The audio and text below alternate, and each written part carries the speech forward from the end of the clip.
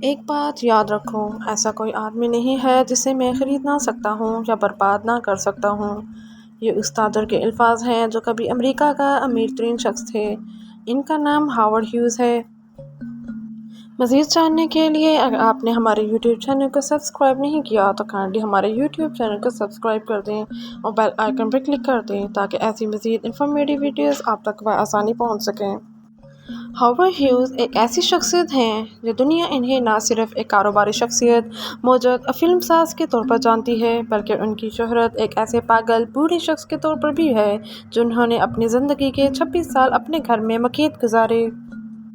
عمر کے آخری حصے میں ان کا ذہنی توازن اتنا بگڑ چکا تھا کہ انہوں نے اپنے ناخن کاٹنا چھوڑ دیے تھے۔ ہاورڈ ہیوز جونیئر 1905 میں ہاورڈ ہیوز سینئر کے ہاں پیدا ہوئے۔ ہاورڈ سینئر زمین سے خام تیل نکالنے کا کام کیا کرتے تھے۔ ہاورڈ ہیوز کے والد نے ایک ڈرل مشین ایجاد کی اور اس ڈرل کا ڈیزائن اپنے نام سے رجسٹر کروایا۔ تیل کمپنیاں ان کی بنائی گئی ڈرل مشینوں کو حاصل کرنے کے لیے ہیوز سینئر کے دروازے پر قطار میں لگی نظر آتیں اور اسی مشین کے ذریعے انہوں نے بہت پیسہ کمایا۔ ہاورڈ ہیوز جونیئر کی والدہ کا تعلق بھی ایک امیر خاندان سے تھا جنہیں صفائی کا جنون کی حد تک شوق تھا اور یہی فطرت بعد میں ہاورڈ میں نظر آئی۔ ہاورڈ جب پیدا ہوئے تو وہ کمزور تھے اور بیمار رہتے تھے۔ انہیں ایک کان سے سننے میں بھی مشکل پیش آتی تھی، اسی وجہ سے ان کی والدہ ان کا بہت زیادہ خیال رکھتی تھیں۔ ہاورڈ کی صحت کو درپیش مسائل کے باعث ہی ان کے والد ہمیشہ مختلف بورڈنگ اسکولوں میں بھیجتے تھے۔ ہر دفعہ داخلہ حاصل کرنے میں کوئی پریشانی نہیں ہوتی تھی کیونکہ ہاورڈ کے والد کی چیک بکس پاری بھرکم فیسیں ادا کرنے کی ہمیشہ موجود ہوتی تھیں۔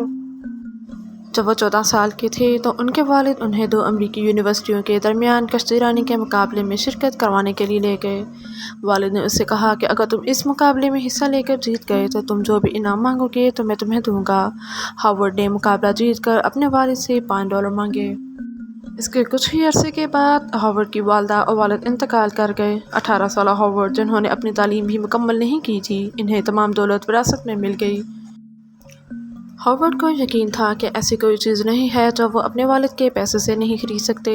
اگرچہ اس کے والد کا تیل کا کاروبار تھا لیکن ہاورڈ کو اس میں بالکل بھی دلچسپی نہیں تھی کیونکہ ان کا رجحان ہالی ووڈ کی طرف ہو چکا تھا۔ ہاورڈ نے جب ہالی ووڈ میں قدم رکھا تو وہ دونوں ہاتھوں سے اپنے والد کے پیسے اڑانے لگے۔ وہ بہت مہنگی گاڑیوں کے سیٹ خریدتے تھے۔ وہ ہمیشہ 20 جوڑے خریدتے تھے۔ انہوں نے کبھی ایک وقت میں ایک کار نہیں خریدی بلکہ وہ ایک ساتھ 6 کاریں خریدتے تھے۔ اس عرصے میں انہوں نے اپنے رشتہ داروں کو اپنے والد کی کمپنی سے نکال دیا اور کمپنی میں ان کے شیئر $3.8 ملین کے عوض خرید لیے۔ اب وہ اپنے والد کی کمپنی کا سارا پیسہ سنیما یعنی ہالی ووڈ میں ڈالنے والے تھے۔ ان کی پہلی فلم 2 Arabian Nights ہٹ ہوئی تھی اور اس کے بعد آنے والی فلم نے مقبولیت کے تمام ریکارڈ توڑ ڈالے۔ یہ پہلی جنگ عظیم پر مبنی فلم تھی جس میں پہلی مرتبہ طیارہ اڑتا ہوا دکھایا گیا تھا۔ اس فلم کو بنانے کی کہانی بھی عجیب ہے۔ ہاورڈ کو اپنے طریقے سے کام کرنے کی عادت تھی۔ اس نے اسکرپٹ کو کئی بار لکھا، تبدیل کیا، دوبارہ لکھا، لیکن اس کا سب سے بڑا عجیب کام یہ تھا کہ اگر بادل نظر نہ آتے تو وہ ہوائی جہازوں کی شوٹنگ کو دوبارہ کرواتے تھے۔ اس وقت چونکہ گرافکس نہیں تھے، چنانچہ انسانوں کو ہی سب کچھ کرنا پڑتا تھا اور اس سب میں بہت وقت، پیسہ اور محنت لگتی تھی اور لگ گئی۔ جب اس فلم کو ریلیز کیا گیا تو اس پر لاگت $4 ملین آئی تھی۔ یہ رقم اس وقت کے معیار کے مطابق بہت زیادہ تھی، لیکن اس فلم نے ہاورڈ کو مایوس نہیں کیا۔ فلم نے باکس آفس پر اچھا بزنس کیا اور لگنے والے پیسے سے دگنا کمایا۔ ہاورڈ اپنی زندگی کے ساتھ جو چاہتے تھے وہ کر رہے تھے، لیکن اب ہاورڈ کی توجہ فلموں پر کم ہوئی اور ہوائی جہاز پر زیادہ تھی۔ اب وہ دنیا کا تیز ترین طیارہ بنانا چاہتے تھے۔ 1935 میں انہوں نے یہ بھی کر کے دکھایا۔ 1938 میں انہوں نے سب سے تیز رفتار سے دنیا کا چکر لگانے کا فیصلہ کیا اور پھر انہوں نے 3 دن اور 19 گھنٹے میں دنیا کا چکر لگایا۔ ان کے کارنامے کو اس قدر سراہا گیا کہ نیو یارک میں ان کے لیے پریڈ کا انعقاد کیا گیا۔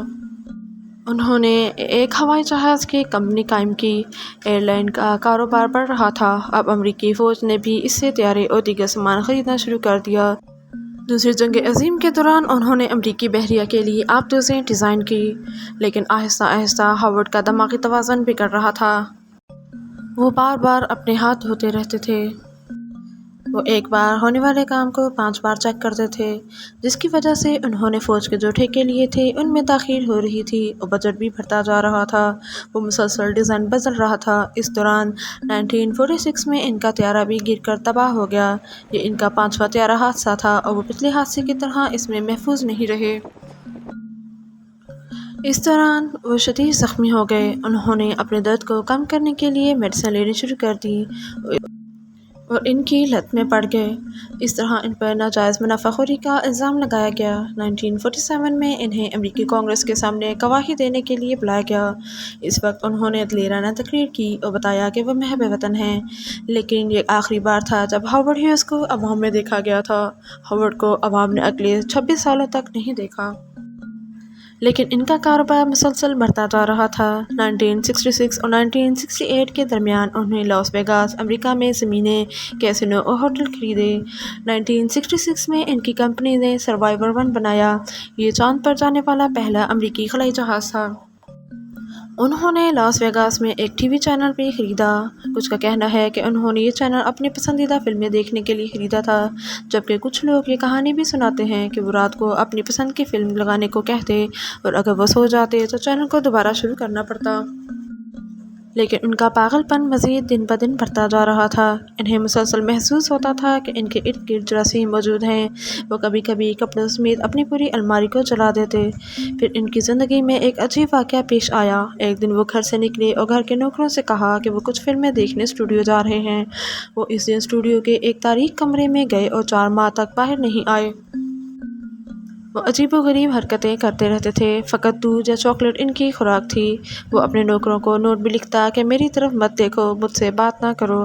بعد میں وہ اپنی موت تک کئی سالوں تک مختلف ہوٹلوں میں رہے، لیکن ان ہوٹلوں میں ایک چیز مشترک تھی کہ یہ ہوٹل میں ایک تاریک کمرہ ہوتا جہاں وہ بیٹھ کر فلمیں دیکھ رہے ہوتے۔ ہاورڈ ہیوز کی وفات 1976 میں ایک طیارے پر ہوئی۔ ویورز، امید ہے کہ آپ کو ہماری آج کی ویڈیو پسند آئی ہوگی۔ ہمارے چینل کو سبسکرائب، لائک اور شیئر کرنا مت بھولیے گا۔